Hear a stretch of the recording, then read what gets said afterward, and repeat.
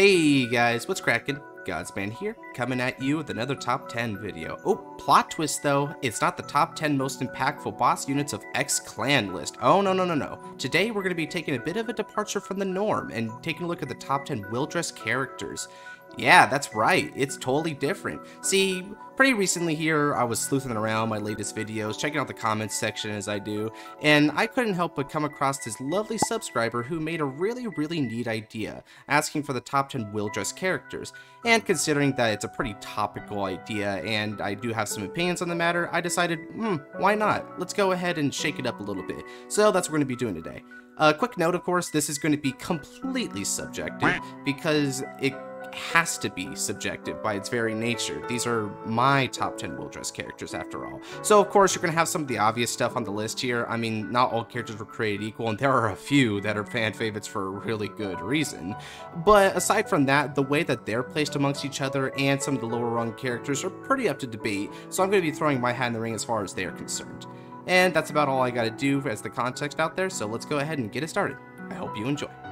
Starting off with an honorable mention, let's get this done right away. Honorable mention is going to Masanori. So Masanori here, a lot of people do like this character, and I like him a lot too. His insanity and chaotic evil were always a treat to watch. The dude just has that showmanship to him. He's really interesting to look at. Some of the things he says are super edgy but super cool at the same time. Zorga in general is also a really neat unit to watch in the battlefield. There's a lot going on for Masanori here, but unfortunately, while he's on the screen, he's rather lackadaisical and doesn't actually do too much. He'll occasionally fight, occasionally win, and that's about it. He just kind of goes home and goes back slinking to the background, pulling more strings, which is actually a pretty good point for him. The guy does pull a lot of strings in the background, so Mr. Dirty does have that element of intrigue and impact going for him, but overall, he just doesn't do enough as things are concerned, and so I just thought he was a pretty cool, neat asset to the cast, but nothing above the average in my opinion. Divine Z will probably end up changing this because he's in a more central role there with his due Zorga and being one of the fated ones, but even that might not save his character, so we'll see where that is concerned. But as far as things concerned, he was definitely good enough to make the honorable mention, so that's good as it is. Anyway, let's move on to number 10. So number 10, here's a real shocker. I've got Shinobu here. Yeah, that's right, Shinobu is on this list. And spoiler alert, a lot of the baddies like Sophie and Gui aren't on this list. Yeah, what's up with that? Well, simple reason. Shinobu is fun. The dude really knows how to get underneath everyone's skin. He's really darn good at his job of being a minor antagonist. Megami hates his guts. Yu irritates the frick. He just knows how to get under everyone's skin, and the way he does it is such this kiddish little bully. I don't know, it just really, it really tickles my pickle. Not that way, oop. Anyway, his fight with Yu, where he essentially bullies the kid, is especially neat. Pushing the pro tag to his limits before getting pwned at the end is always satisfying. Seriously, if you guys have never watched that fight, there's so much righteous justice happening there when Yu finally puts an end to Greedon. It's so good. And you might look at Shinobu and say, yeah, he's just kind of a bratty kid and he's really irritating and that's all there is to him. I wouldn't necessarily bank on that. See, Michiru adds a rather interesting positive spin on Shinobu's character, with his stubborn ways seen as a show of willpower and staying true to oneself.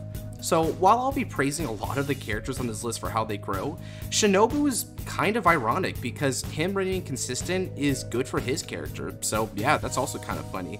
It's, to be fair, a pretty close race with Masanori because, again, the dude is pretty bizarre, and some of the other antags were not too far behind, but I always like Shinobu and Greedon a lot, so he gets the spot. Okay, on to number 9, we've got Zaxa, aka Shirogane. Initially, Zaxa was just a decent character. I mean, he was alright. His deck was cool, because Orphis is just cool, and his proclivity to art made him decently memorable, as well as his relationship with Tomari, which they don't expand on enough in the series, so that's a little bit of a bummer. Anyway, what really pushes Zaxa here is his transformation into Shirogane. That was such a radical upshift to his character. It represented how the uniforms didn't always change people for the worse, as once he became Shirogane, Zaxa felt as if he had finally achieved his destiny, that he had opened up and unlocked that hidden well of power within him, and it was really cool to see. He became really menacing. He became really intense. We didn't really know what was up with Zoxa at the beginning of Season 3. It was so cool to look at, right? And although he didn't have too much action by the end of Willdress, it is really nice to note that it seems that his shift into Shirogane was actually a rather permanent affectation, and his character just became better at the end rather than having the whole Shirogane thing being a simple phase, which is awesome because the lasting impact of that is really good writing on the Willdress developer's part. So yeah, that's all I really have to say about Zoxa. He's a really cool character once he became Shirogane, and also his theme song for Orpheus Mask is The Stuff of Legends. On to number 8, we've got Taizo. So this one's definitely a biased pick, putting him above some of the others here, but in fairness, a whole lot of people love this dude, and I'm no different. And why is that? Well, his confidence and showmanship really won me over. The guy has just got that riz, yo. Every time he's on screen, he is the man of the hour. He steals the spotlight. He's so radical. He's got that crazy charisma like his avatar Welstra, who between Taizo and Welstra were always a treat to watch on the screen. Really, I just can't help but get enveloped by this guy and his antics. Of course, losing every fight in Willdress is a little bit of a bummer, but ironically this might have actually helped his character a little bit because it made him a community underdog and a bit of a meme at the same time, so I do appreciate him all the more because of it. Admittedly, Taizo would be a lot higher if we included the Divine Z stuff. He kinda kicks ass over there. But as far as Willdress is concerned, he still takes a very respectable 8th in this list, and I don't think I'm really going to be changing that because Taizo is the man. On to number 7, we've got Michidu. So now we're going to get into some of the more obvious stuff on this list. Michidu had a lot of presence to him. When he was first introduced at the height of Willdress, the guy was pretty intimidating. Of course, you wouldn't look at him and think of much more than, oh, he just looks like a hentai protagonist, but his quiet intensity for the game is pretty captivating once he gets going. Some of his early fights between Donji and Megami were pretty damn cool. It really shows off just how skilled at the game he was, and some of the legitimately good plays that he makes does add that bit of respect to him as a champion. He ultimately did serve a pretty nice mentor role at the same time, sort of passed the torch to a lot of fighters actually, not just Donji, but also Raika, Yu, even Shinobu to an extent. He was pretty supportive as a character up until the end where the guy ends up in a coma, which was a pretty shocking conclusion and made him memorable for that end as well. His ability to see the souls in others added intrigue to his fight and his character. We never really got to see what was up with that. Maybe Divine Z will expand more on it, but it was still kind of cool because it didn't just add a bit of quality to his character, but anyone he was fighting also kind of got a bit of a soul makeover, so you can sort of understand their mentality, such as the raging hot fiery soul in Donji, or when Jinky had 2 souls in it. It was always sort of interesting to see what Michidu's litmus tests would dredge up. The guy has some really solid games, so I already mentioned Jinky because, yeah, that first fight with the Dragon Tree is really good. And he also has a very phenomenal fight with Yu with that really big OT versus OT finish. But honestly, it's his final clash with Donji that was the peak. It's the very best of the series. And if there was one Willdress fight that I'd recommend watching, it would be Donji versus Michidu round 2. Seriously, check it out, guys. It's perfect. On to number 6 is actually Donji himself. Yeah, it's really apropos that he's right above Michidu. Perhaps the most hyped character when it comes to fights. He's always the man of the hour when it came to him battling. Bruce is really cool, Donji is really cool, and the really random pillars of flame and long ramp that he would walk down when he was about to do his final rush. Seriously, that made no sense, but it was still super cool, right? And Rule of Cool makes it work. His character off the field is a bit confused, admittedly. He's rather back and forth between being flaky and being a really strong leader, so I didn't particularly like Donji when it came to that element, but on the field, Donji is a beast, and we love him for it. In that same vein, a lot of his impact as a character is during his fights. He provides the perfect foil to a lot of characters, Toya, Megami, and Michidu most particularly, and his ability to fight on with Bruce, even against the most dire circumstances, made him the perfect opponent for Michidu round 2, which again is the best fight in the whole series, and a part of that is because Donji's ability to surprise everyone, and well, writing Dragula also was certainly a surprise to me and everyone else in the community. It's kind of a meme and a legend at this point. His ability to surpass expectations and the odds was always rather memorable. Honestly, if it wasn't for Yu, I'd say Donji would have been a pretty good protagonist-like character. He just kind of has that vibe to him. And because of that, I'd have to put him on this list. It just was never boring seeing this guy play. Cracking the top 5, we're actually going to be continuing the domino train as it's on to Yu Kondo. Yeah, so actually the protagonist, Yu was a really good main character for Willdress. Of course, he did have some pitfalls, particularly in the beginning and near the end, but for a lot of his journey, Yu felt like one of the best characters of the whole series. And that was in large part because of how captivating his journey and transformation was. In the beginning, the kid was kind of a wimp, always getting thrown around by his sisters and never being able to tell someone no, into ultimately becoming Blackout's leader, their true leader in fact in my eyes. And that journey of transformation really added a lot of respect to his character. His ability to instill the love in the game of people is arguably his best trait. It heavily impacts a lot of people when you think about it. Donji, Mide, Raika, Urara, even Gui of all people, all gained or regained a perspective on why they love the game of Vanguard, which, funnily enough, gets perfectly reflected in everyone declaring why they love the game in the finale. He's the kind of guy who brings people together and also knows how to grow in a journey, and that makes him perfect main character material. Now, also in main character fashion, he has a lot of great fights, particularly because of their comeback moments. Things like having to fight against Michiru and pulling the Miracle OT to beat the OT guard is a good example of this. Drawing Virina arcs and then drawing to the pieces to get the other Virina is really good comeback moment, and also super symbolic in his final fight with Raika. There's just a lot of that going around, so it's always cool seeing Yu finding a way to come back and finish the job. Although he did have times where he lost, and his losses felt perfectly normal and fair, which is always good for a protagonist that's supposed to feel grounded, which Vanguard tends to do that a lot. Not all the time, but they do that a lot, particularly with Aichi, which Yu felt a lot like at times. His peak was probably in Willdress Season 1 and 2, though. His ability to just beat through the obstacles, learn the crossover dress technique, and ultimately stick it to Raika was a really good moment, and something that kept us going through the entirety of the Willdress tournament in Season 1. Well, it's not called the Willdress tournament, it's called the Lux tournament, but you know what I mean. And in Season 2, they do follow up the tempo quite nicely, with him establishing his seniority role and having to support the group, not taking on too many fights in that season, but when he was on screen, it was very impactful, most particularly in his fight with Urara, where he brings her back from the manipulative clutches of the uniformers. So yeah, Yu is a really, really good character. He's not higher on this list because, again, he does stumble at particular moments. Near the end, he felt very confused as a character, but he did bounce back ultimately after the Zoxa fight, where he finds his image and resolve, and so that was really cool. The writers actually did manage to save him at the end there. And also near the beginning, he wasn't the greatest, so it took a little while for Yu to really develop into someone that people loved and respected. So he's going to land right in the middle of 5 for now, but still, really good MC. I like him a lot.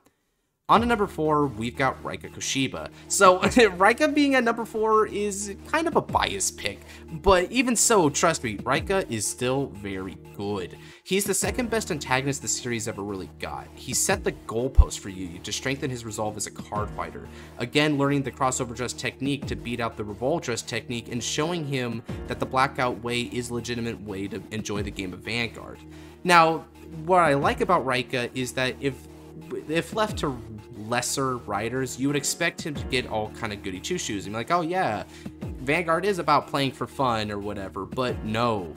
Actually, his character development is handled in a very realistic way, as Raika does still maintain his own perspective and aspirations in Vanguard. He's still very serious, he's still very competitive, he still believes that results matter in a game. But he also learns to acknowledge the perspectives of others. He respects other forms of fighting, even if he doesn't personally ascribe to them. And that's a phenomenal nuance to add to a character like his. Turning from the antagonist into a rival of sorts, Raika was a really good member of Team Willdress. He really added that element of, I suppose, strength and security. He was the backbone of the team. He really drove them to succeed for the little time that they were a team, because admittedly it was basically just a Season 3 thing. His rivalry with Sophie Bell was also a highlight. It didn't just show us his weaker side, but it also gave him the perfect opponent to express his genuine admiration and honor in the game of Vanguard, remarking that she wasn't a real card fighter, and thus us respecting that he does care about what it means to be a real card fighter. His images of looking back on Yu and Toya and the other fighters that he fought in the past really goes to show that despite the kid's very spiky demeanor on the outside, he does still fully absorb his experiences and appreciates those who fight him around. That is really good. I don't have much more to say about Rika other than his fights, well, they speak for themselves. Youthberg always stole the spotlight, except for the arguable exception of Welstra, because he also was a bit of a spotlight hog, if you catch my drift. But Youthberg, always a really cool character, really good moments. Rika had a tendency for good comebacks as well, because his determination to not fail and never quit always really pushed him to the goalpost, very rarely losing in the series. Although when he did lost, it was kind of punishing because Sophie really just called the boy a dog before letting him be. That wasn't the greatest moment for him. And also, let's also make it known that Rika's theme, Breaking the Rock, yeah, it's probably the second best in the entire series. It's legendary in the community, and for good reason, because the heavy metal element of it, it's something to behold. So yeah, Rika's going to be chilling out at the 4th spot on this list. Rounding out Team Willdress, we've actually got Urara at number 3. Yeah, I actually put Urara above Rika and Yu. Kind of surprising, huh? Well, let me explain why I do feel this way. So initially, I liked her for her very expressive and sweet personality. I mean, who didn't? The girl was basically a cinnamon roll that could walk. And that really does maintain for most of the series. But where Urara really shoots up in this list is the times where she begins to falter or when she gets manipulated, because seeing her fall off the path is genuinely heart-wrenching. At first, when she gives into the pressure of the tournament and doesn't hear the sound of her cards, when she starts to feel racked with nervous guilt and anxiety, it's really, really sad. You feel for the girl. And I couldn't help but feel even worse for her when she got manipulated by the uniformers and had to get brought back on the real path. This is perfectly exemplified by her character gimmick, which is the ability to hear the cards, which emanates like music. She can also hear her opponents, which emanates by music, and this musical tone isn't just neat for an auditory gimmick, but it's also very symbolic in nature. That music represents beauty to the world, and that beauty kind of encapsulates Urara as a character. Whenever she fights, she has a very pretty Vanguard and Leonore, very pretty flowers all across the field, a really interesting looking temple where the fight takes place. Everything about Urara has this really sweet and beautiful aesthetic to it. And when she gets manipulated by the uniformers and it becomes a stormy night and the fields wilt and wither, oh, it's so sad to see. So you can't help but just have your breath be taken up by watching how this girl gets thrown down the wrong path. This goes part and parcel with her student-mentor relationship with Yu, as Yu is the one who brings her back into the light, who shows her why she loves the game of Vanguard, shows her the beauty of life itself, more than once actually. And these fights are some of the best in the series for that reason. They really hit home. So for Urara, it isn't just because she's a cinnamon roll to be protected, but also because some of the saddest parts of the series, some of the most heart-wrenching moments are associated with her. So for those, she's gonna be taking it 3rd for me personally. On to the second best, we've got Mide. Yeah, Mide. You guys knew that she was going to be really high on this list. She was the best protagonist that we ever had in the series. Now, note, of course, I'm going to be including Overdress characters as well as Willdress characters, and that's going to be applying most particularly here because she was an antagonist in Willdress Season 2 before being more of a minor supporting character in the future seasons. But as an antagonist, she really breathed life into the show after the lackluster first season, being that kind of antagonist that we can kind of feel for and empathize with, making her rather complex as a villain. Becoming a mentor in Daybreak was a fantastic show of her growth, as after fighting with Yu in the series finale of Season 2, we actually did see how her development became almost like a blossoming flower. I know, a bit of an Urara reference there, but they are friends, so I guess it makes sense. Her blindness is a very interesting obstacle that the writers delved into in a really well and subtle manner at times. And they remain consistent with it in the animation, where she would have lopsided cards and didn't completely place them right, or the times when Haruka would chime in and say a specific card that was drawn. It was really, really good. Speaking of Haruka, she had a really awesome fight with her, being able to not just bring her friend back from the clutches of uniforms, which, I mean, it wasn't really that bad as far as Haruka was concerned. She just wanted to get a bit stronger. I mean, as we said with Zaxa, uniformers weren't always like these end-all be-all villains, but the show of individuality and personal strength, as well as the appreciation for her friend, does kind of put a nice capstone on Mire's character. And when she overdresses into Vilord, it goes to show that she embodied Yu Yu's principles of that overdress mechanic, being able to tie together her experiences with that of her friends in order to create a new future and come together as one. Mire is a fantastic character, always a treat to watch. Sagada is super cool to fight. Her other fights with Donji and with Yu Yu, they're just some of the highlights of the series, and really one of the main reasons why Overdress Season 2 is even considered a good season to begin with. It's mainly because of Mire. Some of her struggles early on, where she starts to have a panic attack and the noises become too harsh, and then later on telling Urara, who also has a bit of an auditory thing going on, the trick to calm herself down by putting her palms of her hand on her ears. It's all really good stuff. Mire is just one of the top tier characters, and I doubt a lot of people wouldn't put her near the top. And for me, she is second place, and also she's best girl. And now taking the gold, Toya Ebata. Yeah, wasn't really any surprise, man. Between my biases as a Paladin main and also just because of how ubiquitous the community seems to love this guy, Toya had to top this list. And there's a lot of reasons for that. First and foremost, let's just put it right into the limelight. Best backstory of all the characters in this list. The dude was a whiz kid medical student who took upon the game of Vanguard, which brought him a super interesting bit of joy in his life. He never really experienced something quite like Vanguard, where he could express himself and be with friends and laugh and have fun. He had a super stringent family life, and this sort of messed with his ability to appreciate the game of Vanguard, twisting it and perverting it into a sentiment that if he wasn't the best at it, that if he wasn't the ace of the Vanguard world, then he shouldn't deserve to play it, that it wasn't worth it, as he was always pushed to succeed and nothing more. This was tragically poignant, as he actually had a family member that died, and it added to the amount of guilt and the desperation that he had to beat Donji, his rival in the series.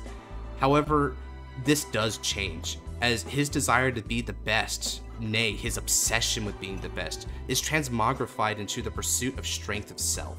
And that pursuit is perfectly exemplified later on in this series, and probably the main reasons why we love this guy. He has some very epic fights. Of course versus Donji, particularly the last one where Bastion Prime takes out the Grade 4 Bruce, but also some other really keynote fights, like with Raika, where he explains to Raika what the real pursuit of strength is, and against Masanori, where he tries to bring his friend back and understand why he's being the chaotic evil that he is. His relationship with Masanori is particularly interesting because it emphasizes his gratitude and integrity as a character. He knows that Masanori is a bad guy. Hell, Sam, Mr. Secret Agent Man, had a whole fight with him where he tells him to stay away because Masa is bad news bears. But this didn't stutter Toya for even a moment. He still had to go and confront his friend himself. And at the end of the fight, he accepts him for who he is, because he's just that kind of guy. He doesn't judge other people. He doesn't hold them back from being themselves, because that's what his family did. They twisted him to be that person who would do anything, including burning a team's flag just to try and be the #1 for some foolish sense of desperate pride. There's a lot going on with Toya's character, and again, he's just a really, really cool guy. A lot of funny moments, but my favorite one being when he goes over to the card shop and gets sort of the nation Bastion Accord, whereas everyone else is getting gifted it in true Vanguard style. He goes to the card shop to get it. It's really funny seeing his victory screech at the end there. He's a super relatable and down-to-earth guy. Also, that moment when he's talking about opening boxes and how he's pulling out money from his bank account and stuff from his medical school just to afford this game. It's all super relatable, so that's really good as a point of spice for Toya Ebata.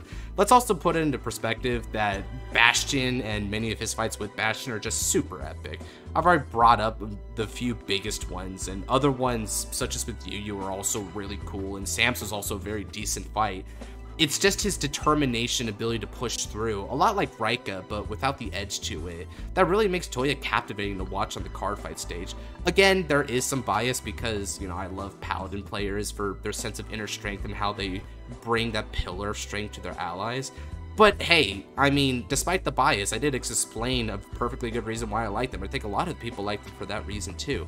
And yes, he may be a cardfight hobo as things stand, but the dude's still very enviable in his certainty of spirit. So even though he's not a role model as a acting person, he is a role model as a human being. And we have to love Toya Ibata for that much, which is why he takes the gold on my list. And that was the list. If you guys do like this list, go ahead and let me know down in the comment section below. I might do some other of these character lists because, hey, this might be a start of a trend. I gotta really thank that sub there. He might have been cooking something.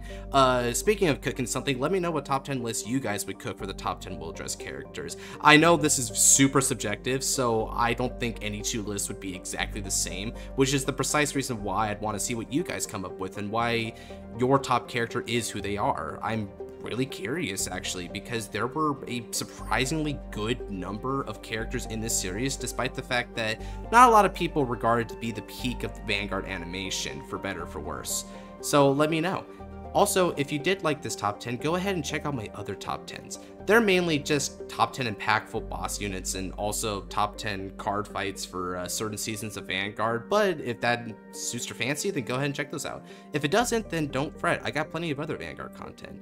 Tier lists, fight nights, discussions, the whole shebang, so check it out. And if you like what you see, consider leaving a subscribe and turn on the notification bell for the next time I upload a video. And with that, take care, God bless.